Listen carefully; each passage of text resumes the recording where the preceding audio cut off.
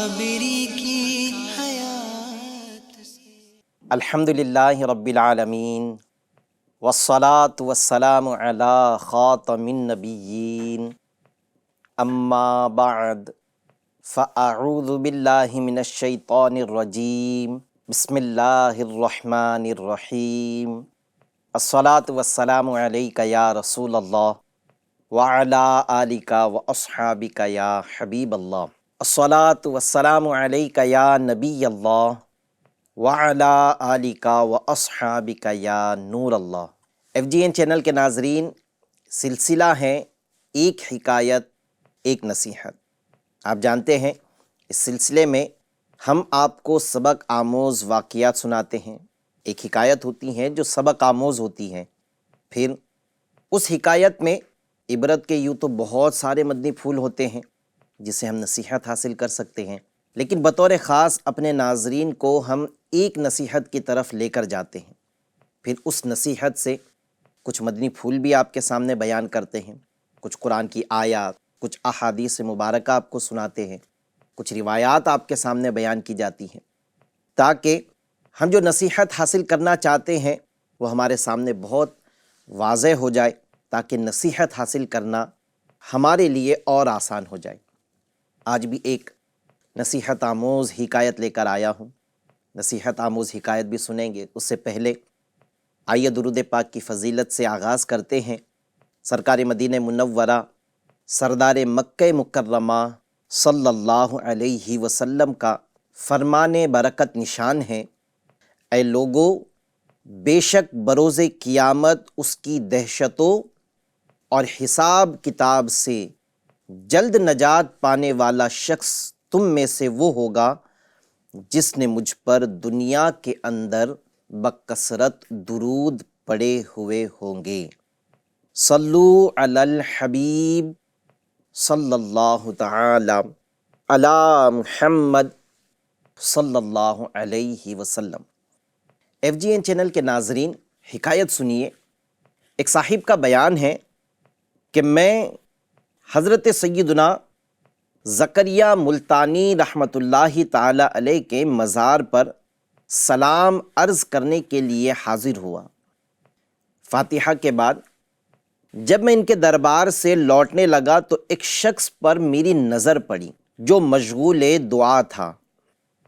میں ٹھٹک کر وہیں کھڑا رہ گیا، یعنی اس کو دیکھ کر میں چونک گیا اور چونک کر وہیں کھڑا رہ گیا۔ دراز قد مگر بدن نہایت ہی کمزور اور چہرے پر اداسی چھائی ہوئی تھی۔ وہ کہتے ہیں، جنہوں نے یہ بیان دیا، جو یہ واقعہ بیان کر رہے ہیں، وہ کہتے ہیں کہ چونک کر کھڑے ہونے کی میری وجہ یہ تھی کہ اس کے گلے میں ایک پانی کا ڈول لٹکا ہوا تھا، ایک ڈبہ کہہ لیں، ایک برتن کہہ لیں، جو اس کے گلے میں لٹکا ہوا تھا، جس میں پانی بھرا ہوا تھا، جس میں اس نے اپنے دائیں ہاتھ کی انگلیاں ڈبو رکھی تھی۔ اس کے چہرے کو بغور دیکھا تو کچھ آشنائی کی بو آئی، یعنی جب میں نے اس کے چہرے کو بغور دیکھا تو ایسا لگا کہ شاید میں اس شخص کو جانتا ہوں۔ میں اس کے فارغ ہونے کا انتظار کرنے لگا کیونکہ وہ دعا کر رہا تھا۔ جب اس نے دعا ختم کی تو میں نے اس کو سلام کیا۔ اس نے سلام کا جواب دے کر میری طرف بغور دیکھا اور اس نے بھی مجھے پہچان لیا۔ لمحے بھر کے لیے اس کے سوکھے ہونٹوں پر پھیکی سی مسکراہٹ آئی اور لمحے بھر میں وہ ختم ہو گئی۔ پھر حسب سابق وہ اداس ہو گیا۔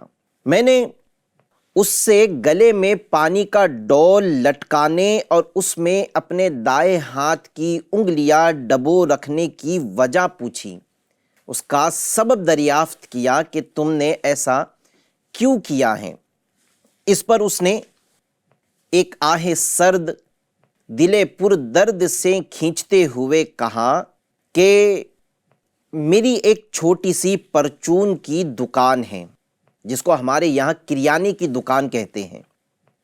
وہ کہتا ہے کہ میری ایک چھوٹی سی پرچون کی دکان ہے۔ ایک بار میرے پاس آ کر ایک بھیکاری نے دستے سوال دراز کیا. ایک بھیک مانگنے والا، ایک سائل بھیکاری میرے پاس آیا اور اس نے مجھ سے بھیک مانگی. میں نے ایک سکہ نکال کر اس کو ہتھیلی پر دے دیا. ایک سکہ نکال کر اس نے جو ہتھیلی آگے بڑھائی تھی اس پہ رکھ دیا. وہ دعائیں دیتا ہوا چلا گیا. پھر دوسرے دن بھی آیا، وہ بھیک مانگنے کے لیے دوسرے دن بھی آیا. اسی طرح سکہ لے کر چلتا بنا. اب وہ روز روز آنے لگا اور میں بھی کچھ نہ کچھ اس کو دینے لگا. کبھی کبھی وہ میری دکان پر تھوڑی دیر بیٹھ بھی جاتا اور اپنے دکھ بھرے افسانے مجھے سناتا. میری دکان پر بیٹھتا اور اپنے دکھ بھرے افسانے مجھے سناتا. اس کی داستان غم نشان سن کر مجھے اس پر بڑا ترس آتا. یوں مجھے اس سے کافی ہمدردی ہو گئی اور ہمارے درمیان ٹھیک ٹھاک یارانہ قائم ہو گیا. وہ روز آتا، بیٹھتا، اپنے درد بھری داستان سناتا، اپنی کہانیاں سناتا. میں سنتا تو مجھے ہمدردی ہو گئی، ترس آتا. یوں روز روز اس کے ساتھ میل جول کی وجہ سے ہمارے درمیان دوستی ہو گئی. دن گزرتے رہے. ایک بار خلاف معمول وہ کئی روز تک نظر نہ آیا. بھیک مانگنے کے لیے کئی دن ہو گئے، وہ میری دکان پر نہیں آیا. تو مجھے اس کی فکر لاحق ہوئی کہ ہو نہ ہو اسے کچھ ہو گیا ہے یا وہ بیمار ہوگا، ورنہ اتنے دن ناغے تو اس نے آج تک نہیں کیے. البتہ میں نے اس کا مکان تو نہیں دیکھا تھا، لیکن اس نے یہ بات بتائی تھی کہ شہر کے باہر کسی ویرانے میں اس نے ایک جھونپڑی بنائی ہوئی ہے اور وہ اسی میں رہتا ہے. وہ کہتے ہیں کہ جو بھی مجھے ٹوٹے پھوٹے انداز میں اس کا پتہ یاد تھا، میں تلاش کرتا ہوا بالآخر اس کی جھونپڑی تک پہنچ ہی گیا. جب اندر داخل ہوا تو دیکھا کہ ہر طرف پرانے چتھڑے بکھرے پڑے ہیں، گندگی ہے، اور ایک طرف چند ٹوٹے پھوٹے برتن رکھے ہوئے ہیں. الغرض در و دیوار غربت و افلاس کے افسانے سنا رہے تھے. اس کا گھر بھی یہ بات بتا رہا تھا کہ کسی غریب کا گھر ہے. ایک طرف وہ ایک ٹوٹی ہوئی چارپائی پر لیٹا کرا رہا تھا. وہ سخت بیمار تھا اور ایسا لگتا تھا کہ اب جابر نہ ہو سکے گا، یعنی اب اس کی جان نہیں بچ سکے گی. میں سلام کر کے اس کی چارپائی کے پاس کھڑا ہو گیا.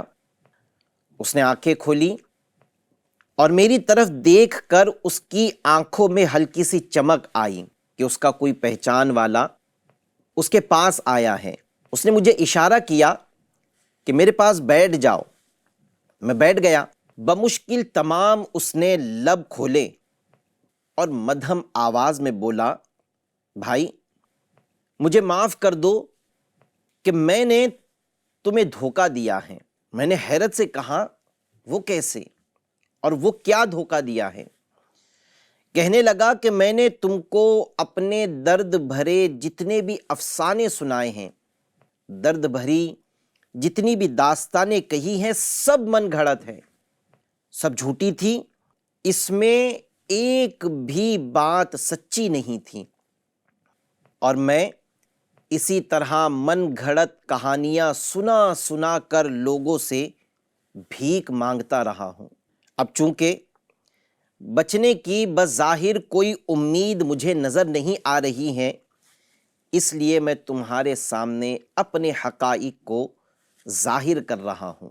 پھر اب وہ کہنے لگا کہ میں دراصل ایک بھیکاری نہیں ہوں، میں حقیقتاً متوسط الحال ایک گھرانے میں پیدا ہوا. یعنی ایک ایسا گھر جو بہت امیر بھی نہیں تھا اور بہت غریب بھی نہیں تھا. متوسط الحال گھر میں میری پیدائش ہوئی، شادی بھی کی، بچے بھی ہوئے، لیکن میری طبیعت کے اندر کام کرنا نہیں تھا. میں کامچور تھا اور گھر بار کو چلانے کے لیے مجھے بھیک مانگنے کی لت پڑی. میری بیوی کو میرے اس بھیک مانگنے کے پیشے سے نفرت تھی. اس سلسلے میں وہ مجھے ہمیشہ سمجھاتی، لیکن ہماری لڑائی ہو جاتی. رفتہ رفتہ میرے بچے جوان ہو گئے، میں نے ان کو بھیک مانگ مانگ کر اعلیٰ درجے کی تعلیم دلائی۔ جو بھی بھیک سے پیسے آتے میں ان کو کھلاتا بھی، میں ان کو پڑھاتا بھی، اور میں نے ان کو اعلیٰ درجے کی تعلیم دی ہے۔ اپنی تعلیم سے وہ بڑی بڑی ملازمتیں بھی کرنے لگ گئے۔ اب وہ مجھے سمجھاتے کہ میں بھیک نہ مانگوں، اور اس بات پر وہ بھی مجھ سے خفا رہنے لگے تھے۔ ان کا پہم اصرار یہی تھا کہ میں بھیک مانگنا چھوڑ دوں، لیکن میں اپنی عادت سے مجبور تھا۔ مجھے دولت سے بے حد پیار تھا، اور بغیر محنت کی آتی ہوئی دولت کو میں چھوڑنا نہیں چاہتا تھا۔ آخر کار بیوی بچوں سے میرا اختلاف اتنا بڑھا کہ میں نے اپنے بیوی بچوں کو خیر آباد کہہ کر اس ویرانے میں اپنی ایک کٹیا بنا لی، اور میں یہاں رہنے لگا۔ صبح ہوتی میں بھیک مانگنے نکل جاتا، دن بھر بھیک مانگ کر جتنی کمائی ہوتی وہ سب اپنی اس جھوپڑی میں لے آتا۔ اتنا کہنے کے بعد اس نے چتھڑوں کے ایک ڈھیر کی طرف اشارہ کرتے ہوئے کہا کہ یہاں سے چتھڑے ہٹاؤ، اس کے نیچے تمہیں 4 بوریاں نظر آئے گی، ان میں سے ایک بوری کا منہ کھول دو۔ وہ کہتے ہیں، جو یہ بیان دے رہے ہیں، جو یہ واقعہ سنا رہے ہیں، وہ کہتے ہیں کہ میں نے ایسا ہی کیا۔ جھوپڑی کے کونے میں جہاں چتھڑوں کا ڈھیر تھا، میں نے وہاں سے کچھ چتھڑے ہٹائے تو وہاں 4 بوریاں مجھے نظر آئی۔ میں نے جو ہی ایک بوری کا منہ کھولا تو میری آنکھیں پھٹی کی پھٹی رہ گئی کہ اس پوری بوری میں نوٹوں کی گڈیاں تہ در تہ رکھی ہوئی تھی، اور یہ ایک اچھی خاصی رقم محسوس ہوتی تھی۔ اب وہ بھیکاری مجھے بڑا پر اسرار نظر آنے لگا۔ وہ بھیکاری مجھے ایک عجیب انسان، پر اسرار بھیکاری محسوس ہونے لگا۔ پھر اس نے کہا کہ یہ 4 بوریاں اسی طرح نوٹوں سے بھری ہوئی ہیں۔ وہ بھیکاری اس شخص کو کہتا ہے کہ بھائی دیکھو، میں نے تم پر اعتماد کر کے اپنا سارا راز فاش کر دیا ہے، اب تم کو میری وصیت پر عمل کرنا ہوگا۔ کہتا ہے کروں گے نا۔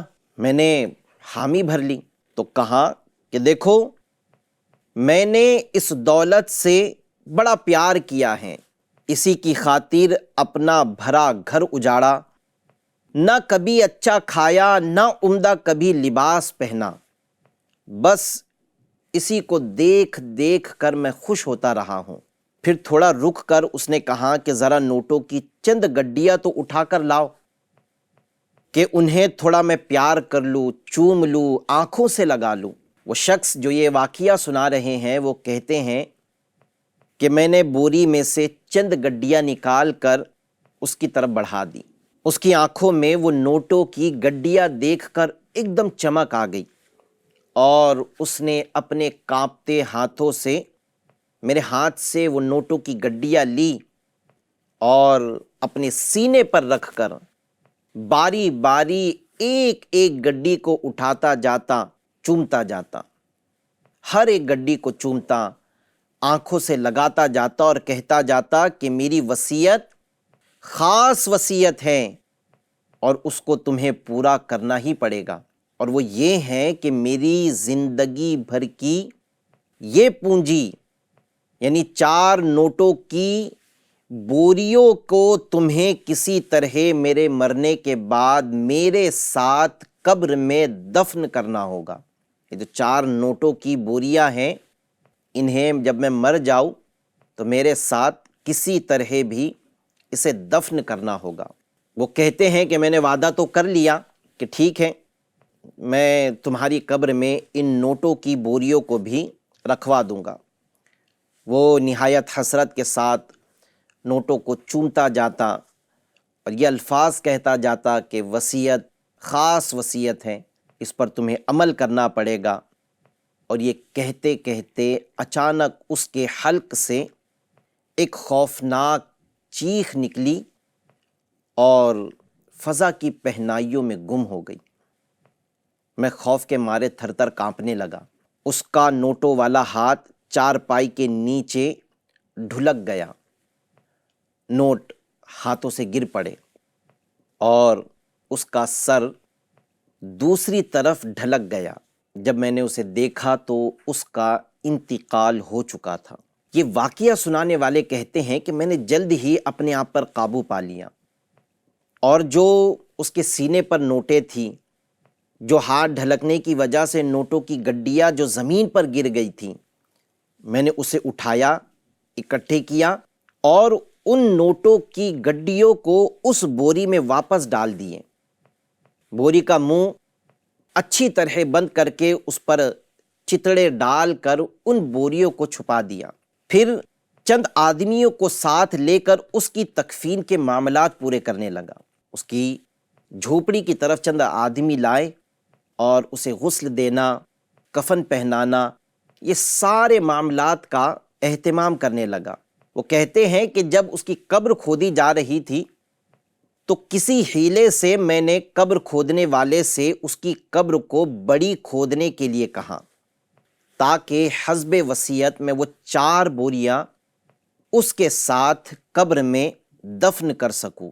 کہنے کے مطابق قبر کھودنے والوں نے اس کی قبر کو بڑی کھود دیا، اور اس کی لاش کو جب قبر میں رکھا جانے لگا تو لوگوں کو کسی طرح بہلا پھسلا کر، باتوں میں الجھا کر، میں نے اس کی وصیت کے مطابق وہ 4 بوریاں اس کے ساتھ قبر میں رکھ دی، اور پھر اس پر مٹی ڈال کر ہم نے اس کی قبر کو بند کر دیا۔ اب یہ شخص کہتا ہے کہ کچھ عرصے بعد مجھے کاروبار میں خسارہ شروع ہو گیا، اور نوبت یہاں تک آ گئی کہ میں اچھا خاصا مقروض ہو گیا۔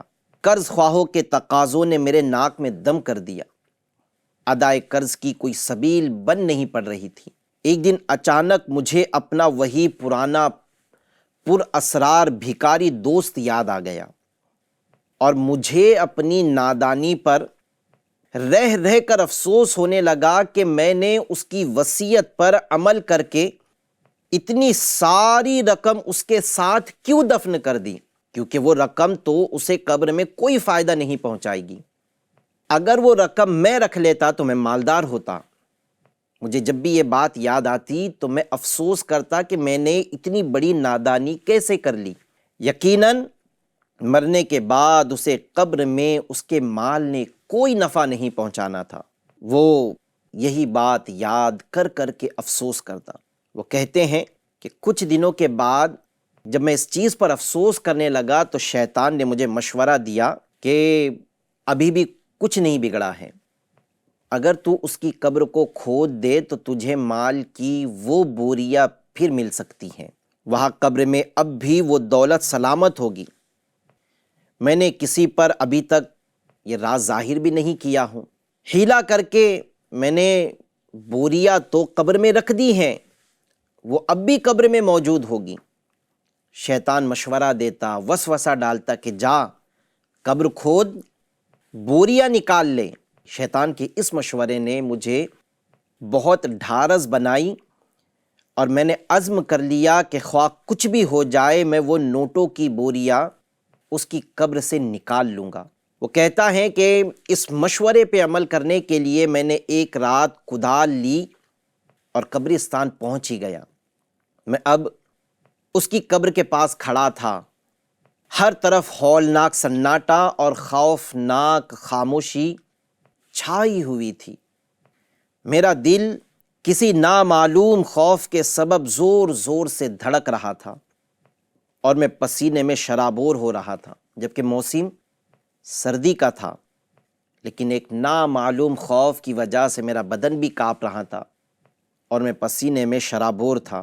آخر کار ساری ہمت جمع کر کے میں نے اس کی قبر پر کدال چلا ہی دی، اس کی قبر کھودنا شروع کر ہی دی۔ 2-3 کدال چلانے کے بعد میرا خوف تقریباً جاتا رہا، جو ڈر تھا قبر کھودنے سے پہلے وہ ختم ہو گیا۔ تھوڑی دیر کی محنت کے بعد میں اس میں ایک مناسب سا شگاف کرنے میں کامیاب ہو گیا، یعنی ایک بڑا سا اس میں سوراخ کرنے میں کامیاب ہو گیا۔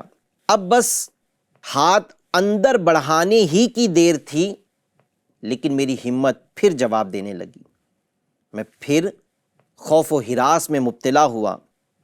خوف و دہشت کے سبب میرا سارا وجود پھر کانپنے لگا۔ طرح طرح کے ڈراؤنے خیالات نے مجھ پر غلبہ پانا شروع کیا۔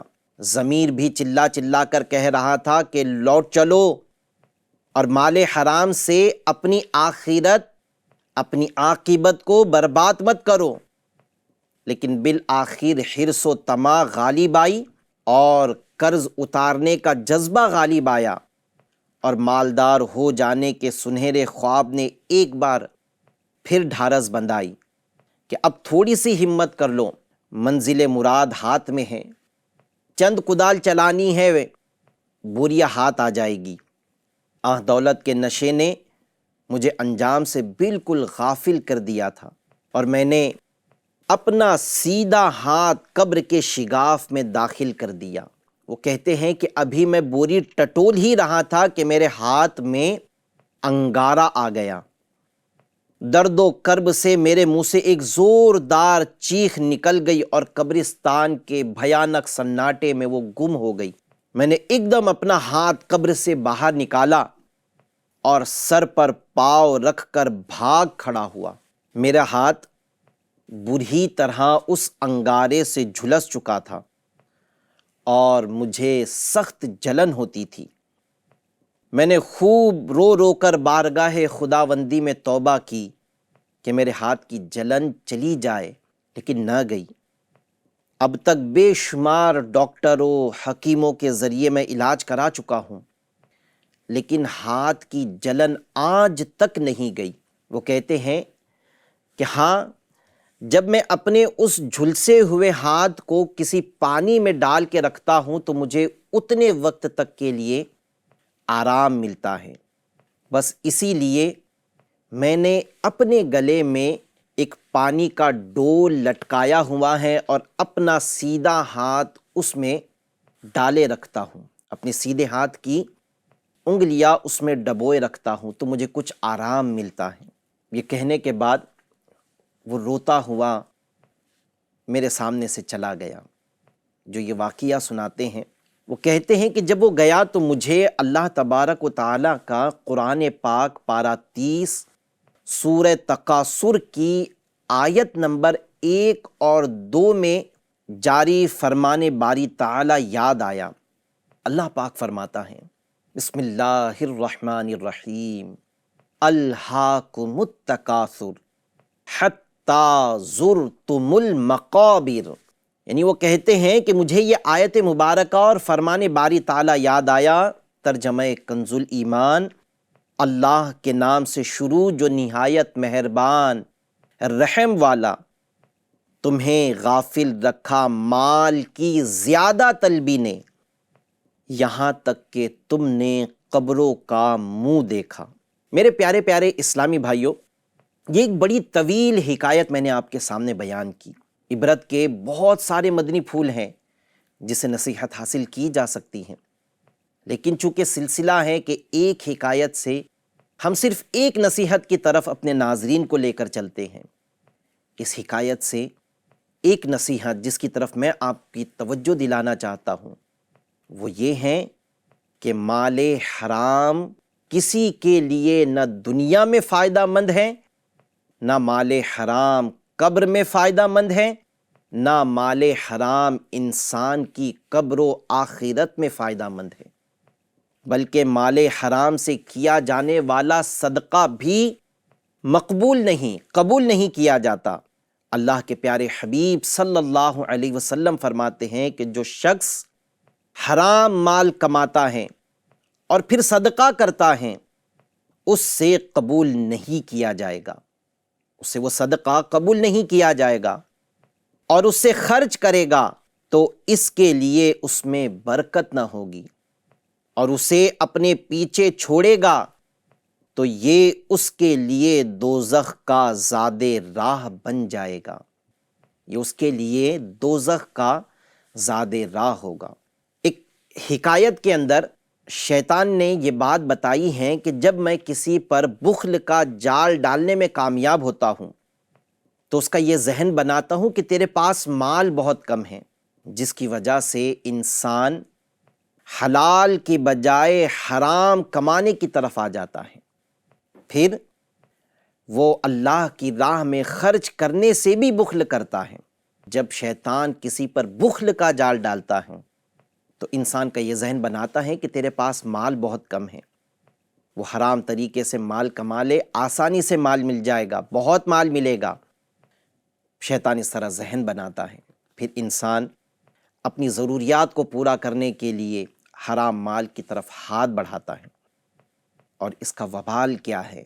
منقول ہے کہ بنی آدم کے پیٹ میں جب حرام کا لقمہ پڑتا ہے تو زمین و آسمان کا ہر فرشتہ اس پر لعنت کرتا ہے، جب تک کہ وہ لقمہ اس کے پیٹ میں رہے گا، اور اگر اسی حالت میں مر گیا تو اس کا ٹھکانہ جہنم ہوگا۔ زمین و آسمان کا ہر فرشتہ اس پر لعنت کرتا ہے اس وقت تک جب تک اس کے پیٹ میں وہ حرام کا لقمہ رہے گا، اور اگر اسی حالت میں مر گیا کہ اس کے پیٹ میں وہ حرام کا لقمہ تھا تو ایسا شخص جہنم میں داخل کیا جائے گا۔ AFGN چینل کے ناظرین، آج عموماً انسان حرام مال کی طرف اس وقت بڑھتا ہے جب اسے یہ چیز کا خوف محسوس ہوتا ہے کہ میرے پاس مال کم ہے، جس کی وجہ سے میں لوگوں کے اندر جو ہے جب جاؤں گا تو مجھے ذلت کا سامنا کرنا پڑے گا کہ اگر مالدار نہیں رہوں گا تو ان میں کیا منہ دکھاؤں گا۔ اس کے برعکس دوسری طرف اس کے خود گھر والے اسے بار بار یہ چیز کی طرف توجہ دلا رہے ہوتے ہیں کہ ہماری فلاں ضرورت پوری کرنی ہے، ہمارا فلاں کام باقی ہے جس کو پورا کرنے کے لیے مال کی حاجت ہے، اور وہ ان کے مطالبوں کو پورا کرنے کے لیے جب وہ اپنی حلال کمائی سے ان کے مطالبات پورے نہیں کر پاتا ہے تو پھر ایسا شخص حرام مال کی طرف جا پڑتا ہے۔ پھر یہی لوگ جن میں اپنا اسٹیٹس بنانے، اپنا مقام بنانے، جن میں اپنا منہ دکھانے کے لیے حرام مال کی طرف بڑھا تھا، یہی لوگ اور پھر وہ لوگ جن کے مطالبات پورے کرنے کے لیے اس نے حرام کمایا، یہ سب قیامت کے دن اس کا ساتھ چھوڑ دیں گے۔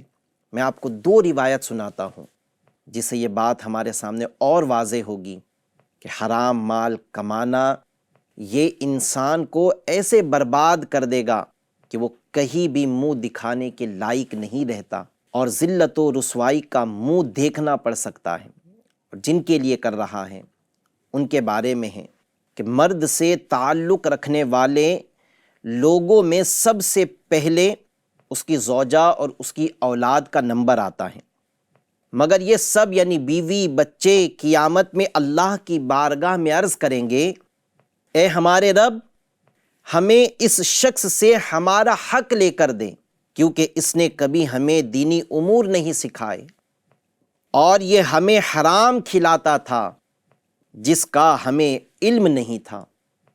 چنانچہ اس شخص سے ان کا بدلہ لیا جائے گا۔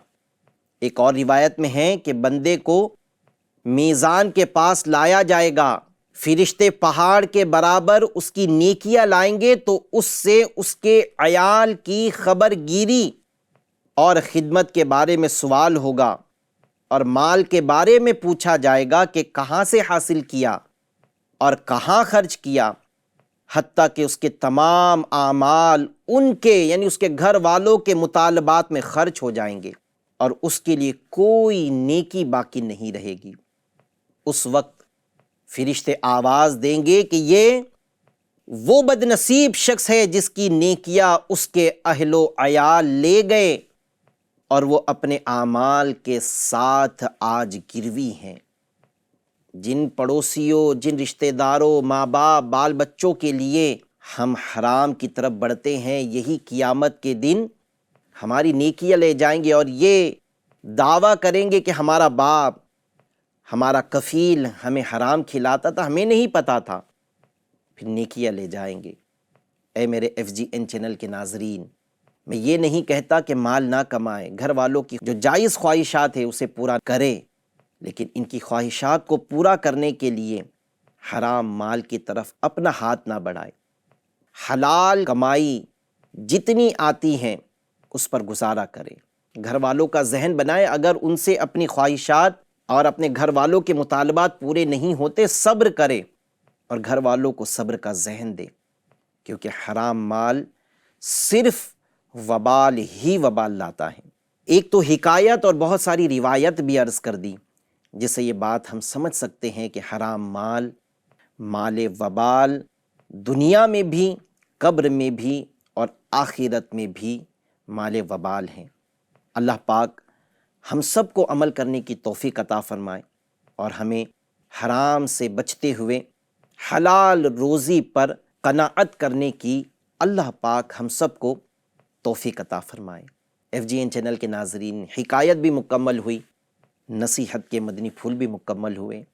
پھر انشاءاللہ عز و جل اگلے ایپیسوڈ میں ایک نئی حکایت کے ساتھ نئے مدنی پھول لے کر پھر حاضر ہوں گے۔ جب تک اجازت دیجیے، اللہ تبارک و تعالی ہم سب کا حامی و ناصر رہیں۔ صلو علی الحبیب صلی اللہ تعالی علی محمد صلی اللہ علیہ وسلم۔ ملتا